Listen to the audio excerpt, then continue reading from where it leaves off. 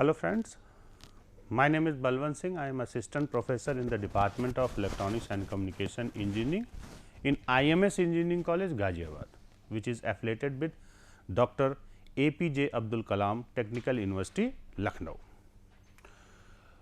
Today we will discuss about Fourier series representation, and before the discussing about the Fourier series representation, let us have a look what is this.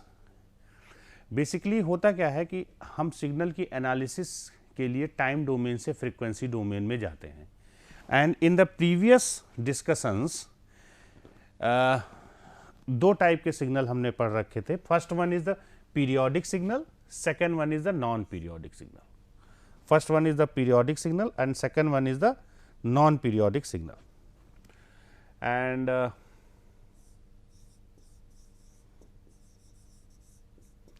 periodic and non-periodic.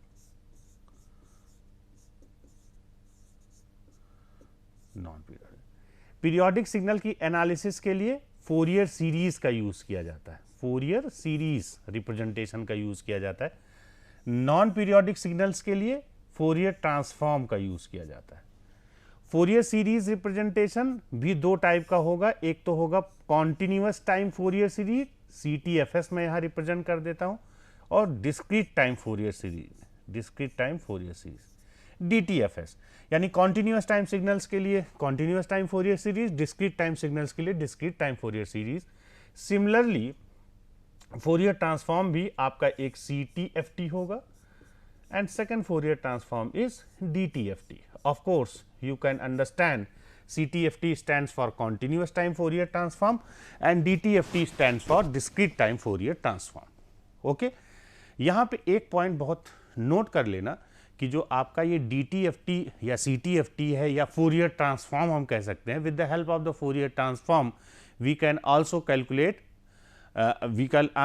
Fourier series representation or we can understand Fourier series representation. ये हम तब discuss करेंगे जब हम Fourier transform के बारे में पढ़ेंगे. ठीक है. So in this lecture we will discuss continuous time periodic signal, representation of continuous time periodic signal. So here first of all let's discuss linear combination of harmonically related complex exponential. ठीक है.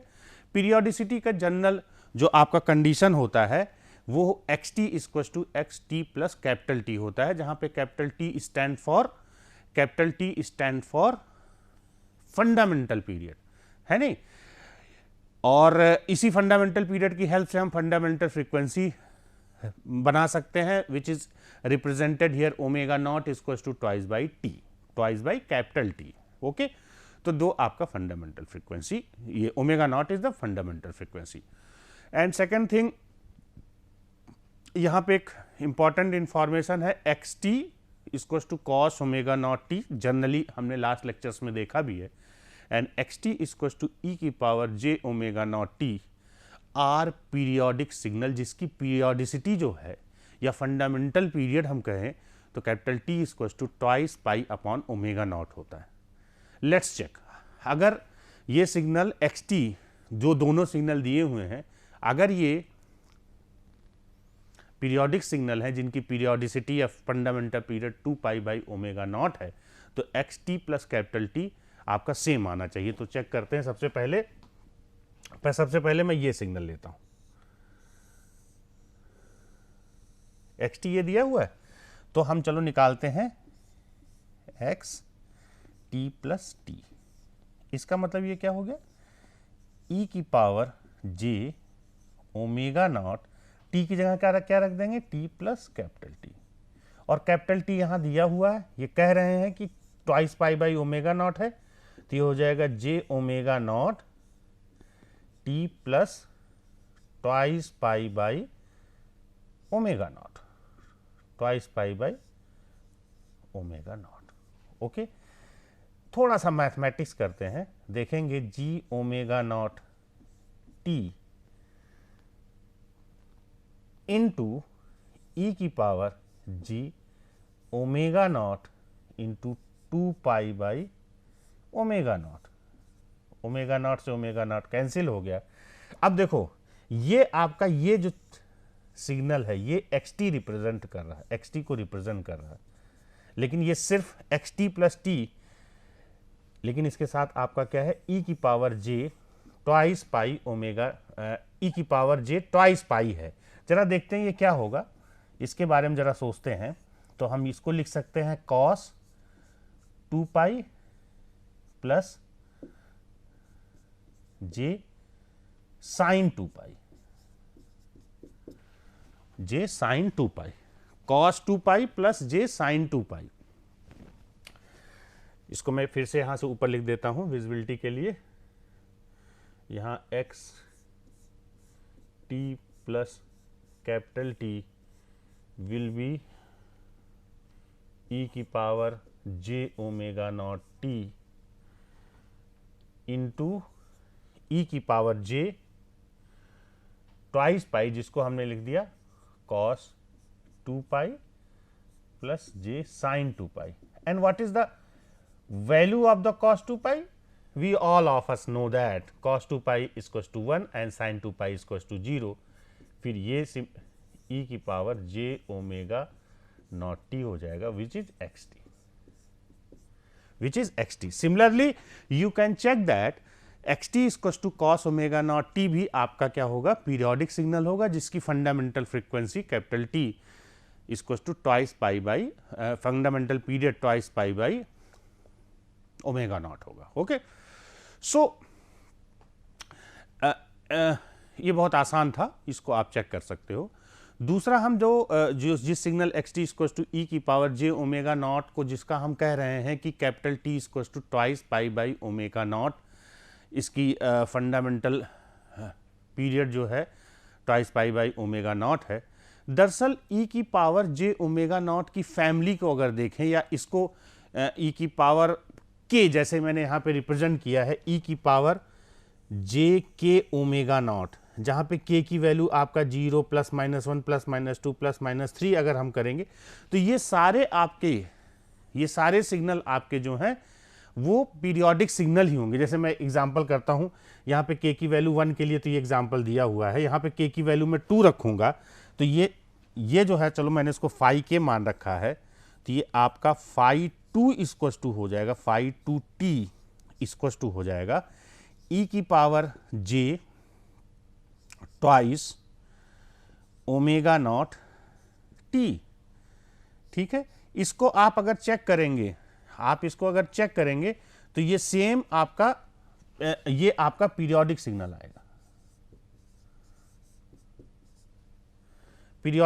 आएगा, अब देखो यहाँ पे समझने वाली बात क्या है, सिंपल मैथमेटिक्स आप कर सकते हो। यहाँ पे हम आसानी से समझ सकते हैं कि xt इक्वल्स टू e की power j omega not t is the set of harmonically related complex एक्सपोनेंशियल्स, जहाँ पे इसको हमने ये जो सेट ऑफ आपका पूरा harmonically related complex exponential set को हमने फाई के टी यहाँ पे रिप्रेजेंट किया है, विच इज e की power j k omega not t।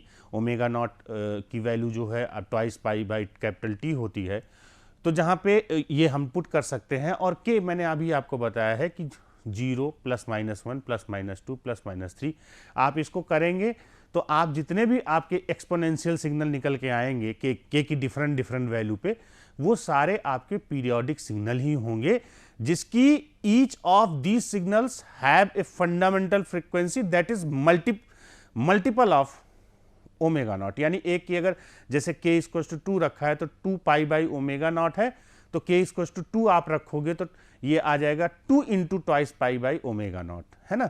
जब k की वैल्यू 3 रखेंगे 3 into twice pi by omega not. This is the simple mathematics which you can understand. अब यहाँ पे देखो, यहाँ पे जो आपका xt है, xt इक्वल्स टू e की power j omega not t को हम इसको रिप्रेजेंट कर सकते हैं जैसे a1, a2, a3, a4, यानी k की वेरियस वैल्यू लें और सबको हम ऐड कर दें। ठीक है, linear combination of harmonically related complex complex exponential signal. इसका मतलब मैं आपको बताता हूं, यहां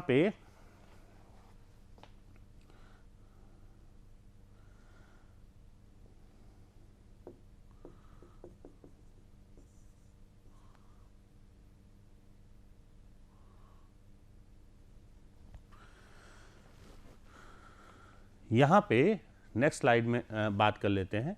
एक्स टी इक्वल्स टू, अगर इसको मैं थोड़ा एक्सप्लेन करूं तो आपको ज़्यादा चीज़ क्लियर हो जाएगी इस वाले सिग्नल को, चाहे इसको दोनों में से किसी को भी हम एक्सप्लेन कर सकते हैं। तो हम इसको लिख सकते हैं, पहले हम k की वैल्यू 0 रख दें तो ये हो जाएगा आपका a0 प्लस a1 e की पावर, k की वैल्यू 1 यहाँ पे रखा, j omega not t plus a2 e की पावर j2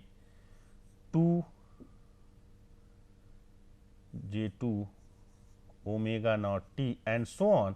सिमिलरली a की वैल्यू जब हम निगेटिव रखेंगे तो a माइनस 1 e की power minus j omega not t plus a minus 2 e की power minus j twice omega naught t and so on.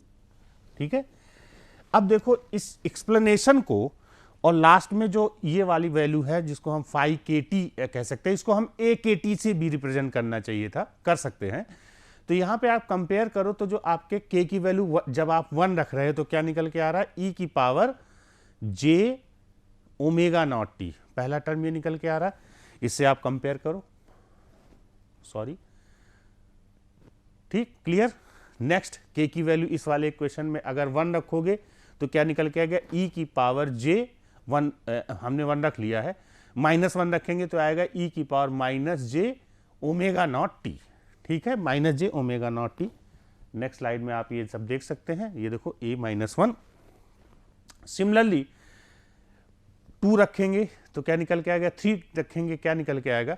तो आप अगर इस पूरे x t set of family को लीनियरली कॉम्बाइंड करके एक्स टी को हम डिफाइन कर सकते हैं। तो linear combination of harmonically related complex exponential of the form x t equals to k equals to minus infinite to plus infinite a k e की power जे के omega not. ये explain करने, ऊपर जो एक्सप्लेन करा है मैंने, उससे आपको क्लियर हो गया होगा। यही इक्वेशन जहाँ पे अगर आप omega not equals to twice pi by T रख देते हैं तो बोथ इक्वेशंस आर इक्वल। यही रिप्रेजेंटेशन एक्स टी का representation in the terms of harmonically related complex exponential is known as Fourier series representation. Clear? Fourier series representation, जहाँ पे आपका जो a k है या एक k की वैल्यू 1, 2, 3, 4, 5 जो रखते हो वो आपका फोरियर सीरीज कोफिशिएंट होता है। a k is Fourier series coefficient. जब आपके k की वैल्यू +1 या -1 होगी तो then fundamental frequency omega not is fundamental components, ये आपका जो a1 या a-1 होगा, this is the first harmonic component, या इसी को हम फंडामेंटल हार्मोनिक भी कहते हैं। सिमिलरली अगर k की वैल्यू प्लस या -2 करेंगे then this the Fourier series coefficient will be generated and known as the second harmonic component and so on. For general अगर के लिए देखें, अगर k की वैल्यू प्लस कैपिटल N या k की वैल्यू -1 अगर हम रखते हैं, this is known as the nth harmonic component. This is the basic information. तो fundamental component, first component, second component, third component के हेल्प से ही हम फोरियर सीरीज रिप्रेजेंट करते हैं। सपोज करो एक सिग्नल दिया हुआ है, consider a signal x T with fundamental period, हम इसका 2 पाई मान लेते हैं। फंडामेंटल पीरियड कितना है, 2 पाई है इस, और यहाँ पे एक्स टी इक्वल्स टू जो दिया हुआ है के इक्वल्स टू -3 टू +3, ए के इक्वल्स टू ई की पावर जे के ट्वाइस पाई इंटू टी। ठीक है, इसी को थोड़ा सा अगर हम एक्सप्लेन करें, और इस क्वेश्चन के अकॉर्डिंग जो है a नॉट की वैल्यू दी है, a1 की वैल्यू दी है, a-1 की वैल्यू दी है, a2 की वैल्यू दी है, a-2 की, A3 एंड A-3 की वैल्यू रिफ्लेक्ट हो रहा है आपकी स्क्रीन पे, है ना। तो अगर हम इसी को, इस इक्वेशन को थोड़ा एक्सप्लोर करें तो पहले चलो 0 रखते हैं k की वैल्यू, क्योंकि k की वैल्यू -3 से +3 जा रहा है, तो ये आ जाएगा A0, ठीक है, प्लस A1 e की पावर j ट्वाइस पाई टी प्लस A2 e की पावर j 4 पाई टी प्लस A3 e की power j 6 pi T. Similarly अगर हम -1 रखेंगे तो ये आएगा A-1 e की power -j twice pi T plus a की पावर -2 e की पावर -j 4 पाई टी प्लस A-3 e की power -6 pi T. Okay, e की पावर -6 पाई टी। ठीक, अब यहां से देखो A0 की वैल्यू, A1 की वैल्यू, A2 A-2 की वैल्यू इस वाले इक्वेशन में हम रख देते हैं। और उसके बाद देखो, अगर ध्यान से देखेंगे तो A1 और A-1 सेम है, यानी ये टर्म सेम है, तो हम कॉमन ले लेंगे, ठीक है, कॉमन ले लेंगे, 1/4 कॉमन हो जाएगा, तो हमें हो जाएगा e की power j twice pi T e की पावर -j ट्वाइस। सिर्फ हम ये टर्म और ये टर्म आपस में। सिमिलरली हम ये टर्म और ये, इन दोनों टर्म को एक साथ देखें तो उसमें देखो A2 और A-2 क्या है, सेम है, तो उसको हम कॉमन ले लेंगे तो आपका ये टर्म बन जाएगा। सिमिलरली फॉर थर्ड टर्म, ये और ये अगर हम एक साथ में लेंगे, A3 और A-3 is equal, then we can take common and this become e की पावर j 6 पाई टी प्लस e की पावर -j 6 पाई टी। अब देखो अगर हम ये डिवाइडेड बाई 2 कर दें और यहाँ मल्टीप्लाइड बाई 2 हो जाएगा, this will become multiplied by 2। यहाँ भी similarly divided by 2 multiplied by 2। Numerator में अगर आप 2 से डिवाइड कर रहे हैं तो मल्टीप्लाई करना पड़ेगा। ठीक, बैलेंस में आ गया इक्वेशन। ये देखो e की power j theta plus e की पावर -j थीटा क्या होता है, आपका cos थीटा होता है। ठीक है, e की power j theta plus e की power -j theta is cos theta. ठीक है, तो वो चीज आपने यहां पे रख दिया, तो you will gate 1 + 1/2 cos twice pi T plus cos 4 pi T plus 2/3 cos 6 pi T. Okay, और यहाँ पे आप देख सकते हैं कि x0t जो है आपका रिफ्लेक्ट किया गया है, x1t कैसे आएगा। फिर जब हम x0t, अब ये देखो हार्मोनिकली रिलेटेड का एक बहुत अच्छा एग्जाम्पल है। x0t जो है किसकी वजह से आ रहा है, a0 की वजह से। x1t में देखो दूसरा कंपोनेंट आ रहा है, ठीक है। फिर तुमने x3 दोनों x0 और x1 को ऐड किया तो देखो किस तरह का कॉम्बिनेशन आया तीसरा। सिमिलरली आपने x3 x4 और आपस में कंबाइन करते गए तो you can imagine that what will be the graph of the signal. अब उसी बात को आगे बढ़ाते हैं। सपोज करते हैं xt is real and can be represented in the form of equation 1, then since, अब देखो रियल होने का मतलब क्या है, कोई कॉम्प्लेक्स अगर मान लो complex a plus j b के फॉर्म में लिखा है, कॉम्प्लेक्स इक्वेशन इसी फॉर्म में होता है। रियल होने का मतलब ये है कि दिस टर्म इज जीरो, यानी सिर्फ ये टर्म, मान लो ये x equal to a plus j b है। अब अगर हमें इसका हम कॉन्जुगेट लेते हैं, ठीक, तो ये क्या हो जाएगा a माइनस जे बी। लेकिन ये कंडीशन है कि xt इज रियल, तो ये वाला टर्म तो है ही नहीं। तो जब हम कॉन्जुगेट लेंगे x का, तो देखो x अगर x इक्वल टू a है, सिर्फ रियल है, कॉन्जुगेट भी इसका क्या आ जाएगा, x a ही आएगा। ठीक है, अगर सिर्फ और सिर्फ रियल है तो xt इक्वल टू, यहां पे आप समझ सकते हैं कि अगर ऐसी कंडीशन है तो कॉन्जुगेट यहां कर लो,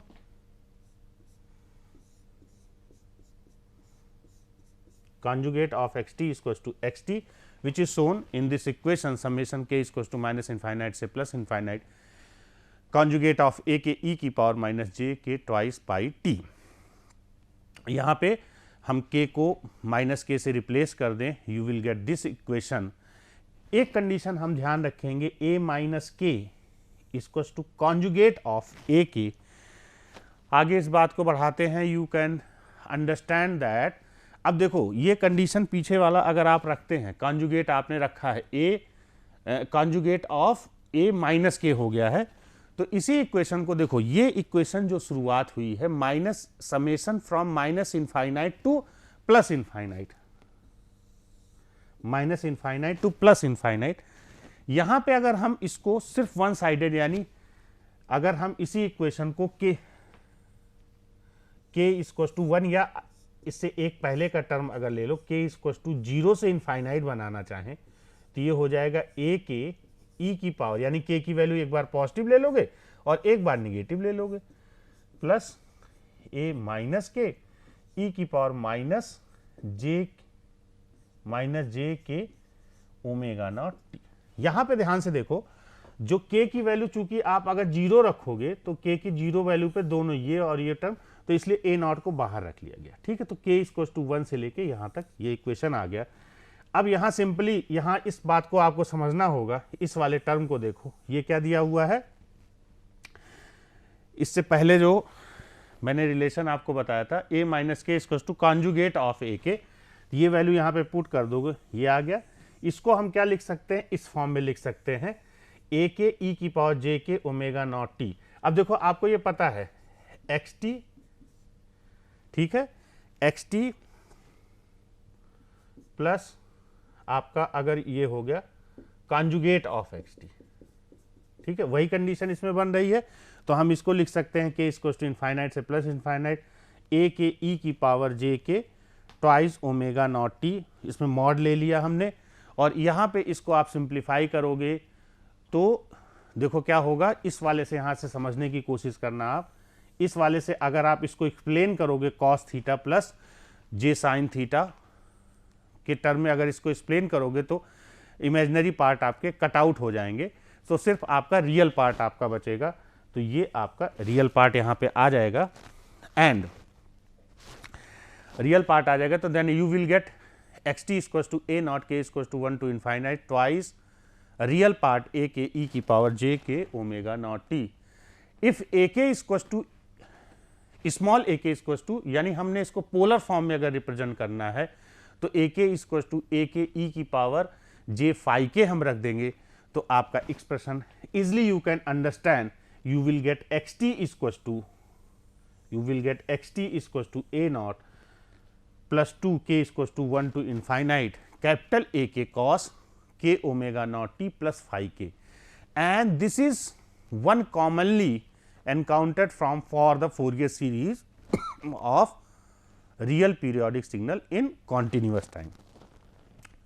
This is simple. Of again, if you want, if you put the value of ak in the rectangular form, means put the value of ak in the rectangular form same equation में, तो आपका जो बन जाएगा equation a not equals to 2 k equals to 1 से infinite b k cos k omega not t plus phi k minus c k sine k omega not t plus phi k, ठीक है। यहाँ पे थोड़ा कंफ्यूजन आप कर जाओगे, ये फाई के क्यों है ना। अगर हम लास्ट वाले इक्वेशन में, लास्ट इक्वेशन देखो, इस वाले इक्वेशन में दिस में अगर आप ये कंडीशन रखोगे तो आपको थोड़ा सा ये वैल्यू नहीं आएगी, लेकिन लॉजिकली हम मैथमेटिक्स नहीं पढ़े, सिग्नल सिस्टम पढ़े, तो ये एज ए फेस आप कंसीडर कर सकते हो। अगर आप नहीं भी इसको पुट करते हो तो भी कोई फर्क नहीं पड़ेगा, लेकिन ये वैल्यू आपकी आ जाएगी प्रीवियस जो बेसिक इक्वेशन है उसमें रखने पे। तो मतलब ये है कि for real periodic function the Fourier series in terms of complex exponential as a given in equation 1 ध्यान है, is the mathematical equivalent is either of the two form of equation that is shown in equation number 2 and 3 that use in trigonometric function. Okay. So, यहाँ पे अगर एक काम करते हैं, x T इसको एक्स टी दोनों साइड में हमने ई की पावर माइनस जे के ओमेगा नॉट टी का हमने मल्टीप्लाई किया, आफ्टर गेटिंग उसके बाद हमने इंटीग्रेशन लगा दिया, इसी इक्वेशन में मल्टीप्लाई करने के बाद इंटीग्रेशन लगा दिया, after the sum mathematical arrangement we will get this equation which is cos k minus n omega naught t dt and integration 0 to t sin k minus n omega naught t dt। यहाँ पे दो condition है, जब आपका k और n बराबर नहीं है तो उस केस में हम देख सकते हैं, अब ये क्या एरिया रिप्रेजेंट कर रहा है, ये एरिया रिप्रेजेंट कर रहा है और ये भी आपका एरिया रिप्रेजेंट कर रहा है। ये आपका एक पीरियड के लिए कॉस सिग्नल, साइन सिग्नल, दोनों का एरिया, ये पॉजिटिव एरिया, ये निगेटिव एरिया कैंसिल आउट हो जाएंगे, दोनों का कैंसिल आउट हो जाएंगे। तो ये अगर k equals to not n है तो ये दोनों क्या आ जाएंगे, जीरो आ जाएंगे।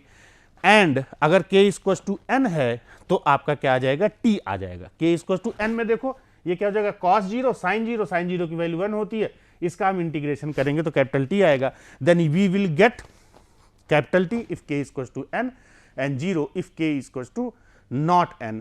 So a n is defined as, जो आपका फोरियर सीरीज कोफिशिएंट है will be defined as 1 upon t 0 to t x t e की power minus j n omega naught t, and these equations are Fourier series equations, and first one is the synthesis equation and second one, that is a Fourier series coefficient, is the analysis equation.